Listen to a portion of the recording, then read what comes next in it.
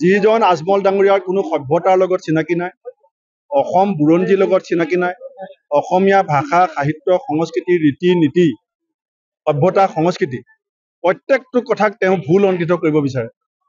মানুহে কাক বিয়া পাতিব লাগে, কাৰ কেইটা ল'ৰা ছোৱালী, কোনে কি খাব লাগে নালাগে, প্ৰত্যেকটো কথাই চুটলিপিত যিজন মানুহে অসমৰ ৰাজনীতিত এটা অপসংস্কৃতি সৃষ্টি কৰিবলৈ বিচাৰিছে, আজি তেওঁৰ বিৰুদ্ধে সমগ্ৰ ধুবুৰী লোকসভা সমষ্টিৰ ৰাইজ একত্ৰিত হৈছে। মই আমাৰ নবাম টুকি ডাঙৰীয়া, আমাৰ প্ৰাক্তন মুখ্যমন্ত্ৰী NECCৰ চেয়াৰমেন, তেখেতকো মই ধন্যবাদ দিম যে নিজে অৰুণাচলত প্ৰাৰ্থী নিৰ্বাচন শেষ কৰি লগে লাগিছে। লুৰিণজ্যোতি গগৈ ডাঙৰীয়া, AJPৰ সভাপতি আমাৰ দেৱব্ৰত শইকীয়া ডাঙৰীয়া, আমি গোটেইসকলে এইকেইদিন এই 4টা সমষ্টিত দিনে নিশাই কাম কৰি ৰাইজৰ মাজত গৈ আমি মনৰ কথা পাতিছো আৰু যি দেখিছো যি শুনিছো মোৰ 100% বিশ্বাস যে পৰিৱৰ্তন ইতিমধ্যে সিদ্ধান্ত হৈ গৈছে। ইতিমধ্যে আজমল ডাঙৰীয়া কৈছে ধুবুৰী সমষ্টিত চোৰ ডকাইতে সোমাই নিৰ্বাচন প্ৰচাৰ চলাই আছে। যেতিয়া বিজেপিয়ে মিয়াক চুৰ বুলি কয়, যেতিয়া বিজেপিয়ে মিয়াক ডকাইত বুলি কয়, যেতিয়া বিজেপিয়ে মিয়াক সন্তান জন্ম দিয়া ফেক্টৰী বুলি কয়, তেতিয়া আজমল ডাঙৰীয়া খবৰ নাপায়। ভূপেন বৰাক চুৰ বুলি ক'বলৈ গম পাই যায়। সেইটোৱে কথা। অখিল গগৈ ডাঙৰীয়া এটা মন্তব্য প্ৰদান কৰিছে, বৰপেটা লোকসভা সমষ্টিত বিৰোধী ঐক্য মঞ্চৰ পৰা এজন প্ৰাৰ্থী বিচাৰি আহ্বান জনাইছে। এজনেই প্ৰাৰ্থী বিৰোধী ঐক্য মঞ্চৰ, সেইজনৰ নাম হৈছে দিব্যায়ন ডাঙৰীয়া। CPM দলে, এই কথা মই আগতে কোৱা নাছিলোঁ, আজি কৈ দিছোঁ, লুৰিণ গগৈ ডাঙৰীয়া কাষত আছে। CPM দলৰ চিঠি মোৰ লগত আছে। CPM দলে 2টা চিট বিচাৰি পেলাই আমাক কাগজ লিখিছিলে, জিতেন্দ্ৰ সিং ডাঙৰীয়া হাতত দিছিলে।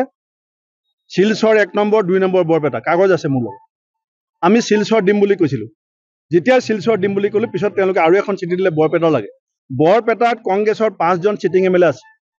বৰপেটাত কংগ্ৰেছৰ চিটিং MP, জিলা পৰিষদ বৰপেটাত কংগ্ৰেছৰ মেজৰিটি, পঞ্চায়ত কংগ্ৰেছৰ মেজৰিটি। ভাৰতবৰ্ষত এটা চিট দেখাই দিয়ক। এটা দলৰ ইমানখিনি শক্তি থকাৰ পিছত কোন দলে এটা চিট তেনেকুৱা এৰিব?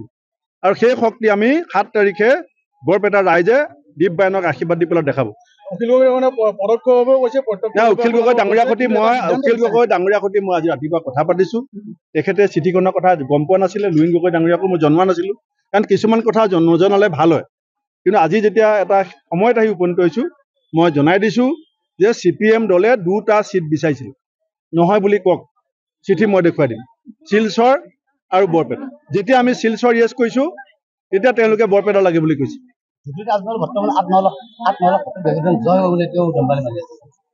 আপুনি দেখি আছে নহয় ৰাইজৰ দম্বালি। ইলেকশ্যনত কোনো নেতাই দম্বালি মাৰি লাভ নাই। মুখ্যমন্ত্ৰীৰ যিটো দম্বালি, আজমলৰ যিটো দম্বালি, এইটো আপুনি ৰিজাল্টৰ দিনাখন চাব। আপোনালোকে কিমানত জিকিব বুলি আশা? উজনি অসমততো খালী হৈ গৈছে। কেন্দ্ৰীয় মন্ত্ৰী হাৰি গ'ল লুৰিণ গগৈৰ লগত। গৌৰৱ গগৈ জিকাবৰ কাৰণে মুখ্যমন্ত্ৰী কিমান বাৰ পাতিছিলে, দেৱব্ৰত শইকীয়া তাৰিখ দি দিব সময় কিমান দিন বহিছিলে, কি হ'ল?